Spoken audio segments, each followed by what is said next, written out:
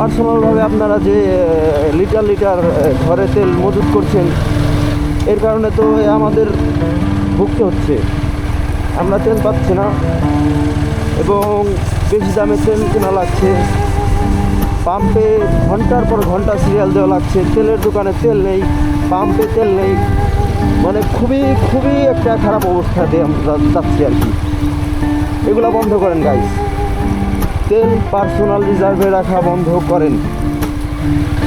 আমাদের দেশটা ছোট্ট একটা দেশ, যেখানে খুব কম তেলের রিজার্ভ আছে, সেখানে আপনারা পার্সোনাল রিজার্ভ কোন বিবেকে করেন ভাই? দেশে তো তেলের সংকট আসবেই, দেশে তো তেলের সমস্যা দেখা দিবেই।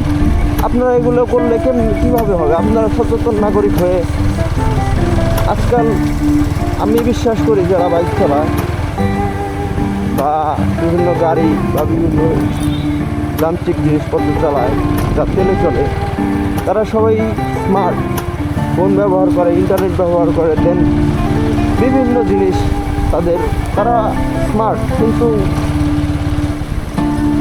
নিজের স্মার্টনেসটা তো বজায় রাখতে হবে নাকি? এই যে আপনারা তেল নিয়ে এরকম সিন্ডিকেট তৈরি করছেন, বাসায় তেল রিজার্ভ করছেন, আমরা তো ভুগছি। এই যে দেখেন আমার তেল নেই, কখন কোথায় তেল পাবো তার ঠিক নেই। এই যে এখানে তেল বিক্রি করে, এখানেও তেল নেই। মানে কি আর বলবো আপনাদের, আপনারা শুধরানোর না। বাঙালি তো হুজুকেই বিশ্বাসী। ইরান তো আর একমাত্র কান্ট্রি নয়, বা মানে ইরান তো আর একমাত্র কান্ট্রি নয় যারা তেল বিক্রি করে। বিভিন্ন কান্ট্রি আছে যারা তেল বিক্রি করে, তাদের কাছ থেকে নিবে বাংলাদেশ তেল। হয়তো দাম একটু বেশি পড়বে, কিন্তু তেল তো পাবো।